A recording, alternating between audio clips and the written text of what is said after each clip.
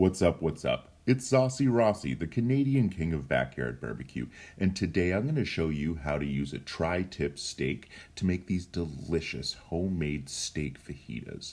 Just look at these. These were incredible. The steak I seared off to a perfect medium rare. Oh, it was absolutely delicious. So come on for the ride. Starting off, we're going to put together some onion, jalapeno, and red pepper. We're going to hit that with some Tajin seasoning. Now, that's just going to spice things up a little bit. It's got some chili flakes along with some lime in there, and that just really adds a little kick to these veggies. So we're going to go ahead and wrap those up in tin foil, and we're just going to set those to the side for now, okay? We'll come back to those later. Now, after this, we're going to grab a little bit of sour cream. And again, we're going to put a little more Tajin seasoning in there. So for myself, I used about 2 to 3 spoonfuls of the sour cream. Then went to town with my Tajin seasoning.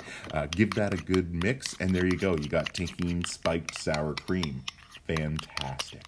So next, I go ahead and I grab some Casa Bonita yellow corn flour soft tortillas.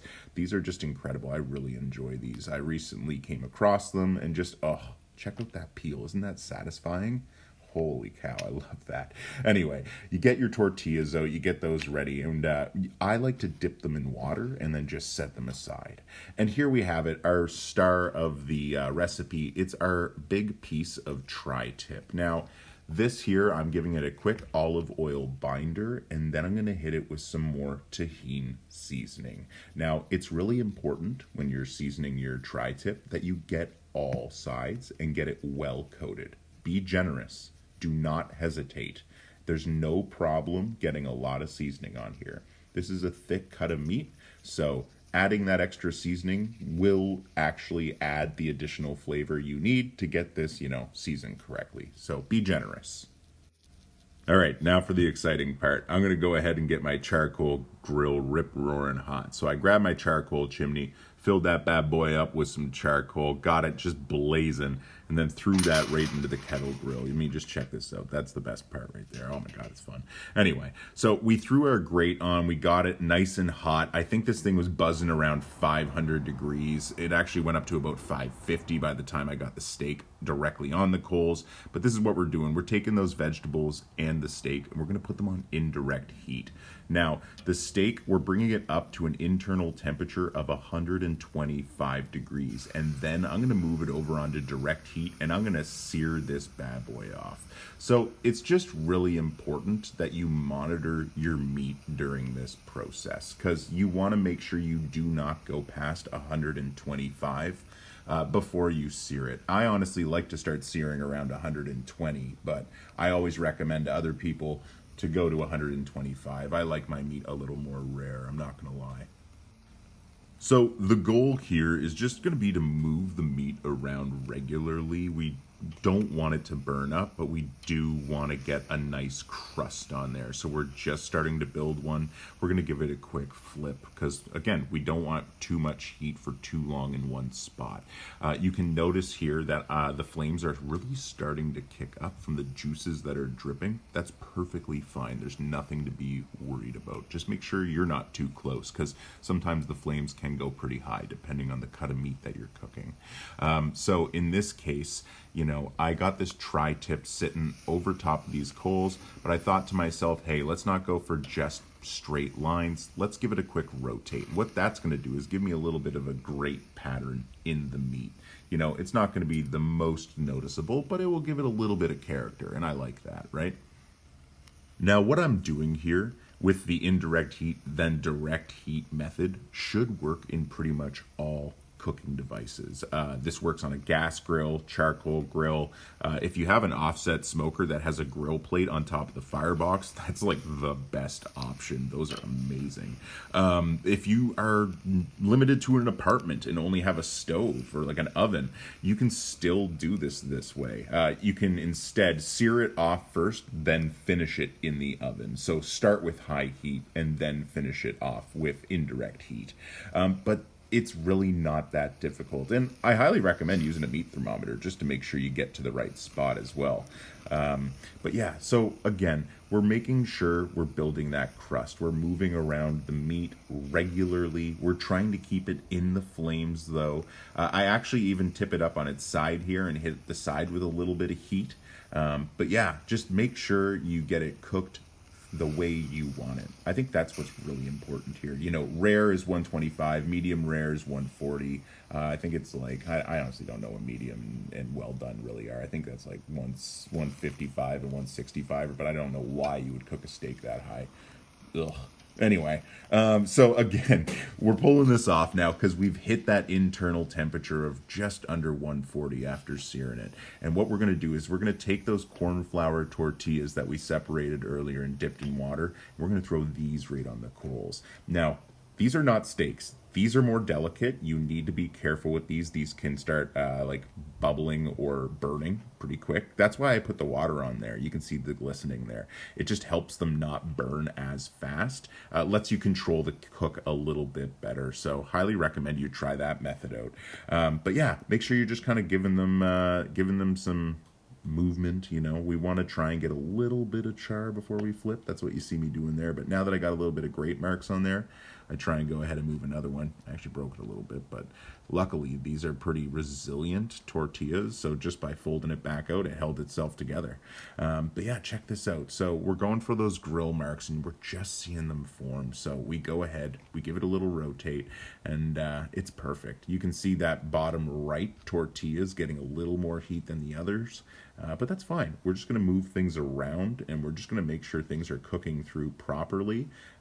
You want to make sure you don't cook them too long as well, because tortillas can stick to the grill grates, and that is not something you want.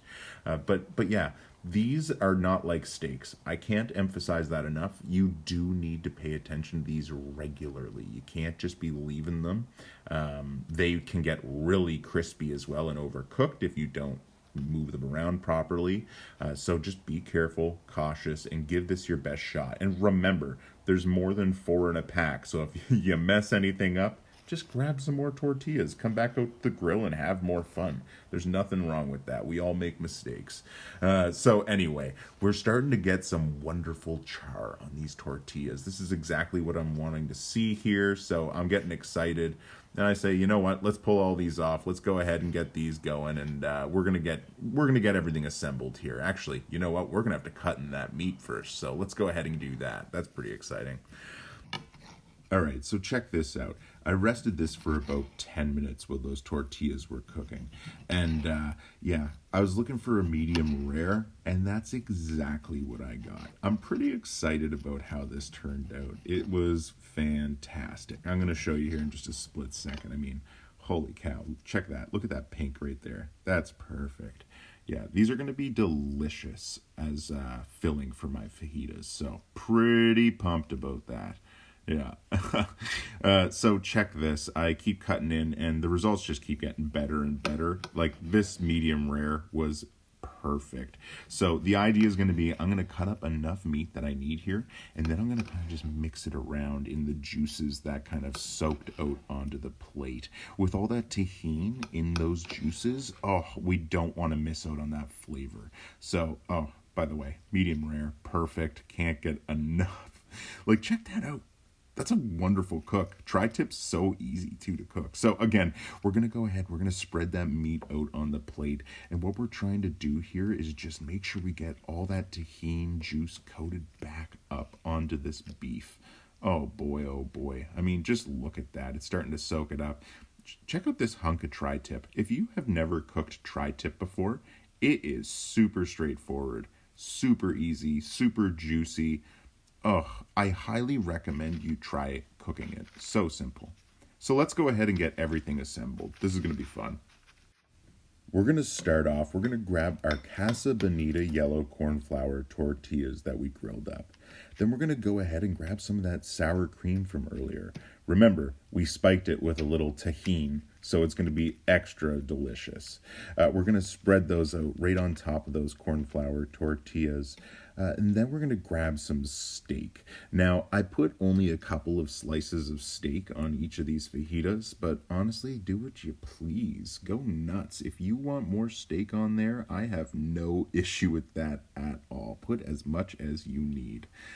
Then we're going to go ahead and hit it with the veggies. You'll remember earlier we went ahead and spiked those veggies as well with some of that Tajin seasoning. And boy, oh boy, was it ever going to be delicious. So remember, we got this steak with Tajin, we have the sour cream with Tajin, and then veggies with the Tajin. So those veggies were jalapeno, red pepper, and onion. Oh, holy cow. As I'm assembling these, my mouth is just watering. I love dinners like this. These are just, it's not what I normally eat. It's unique. I know it's very common around the world, but to me, this is a very unique meal. And so I was just really excited about all of this. And I thought to myself, you know what? We need to go in with a little more heat, a little more something. I want to try and add a little more kick to this.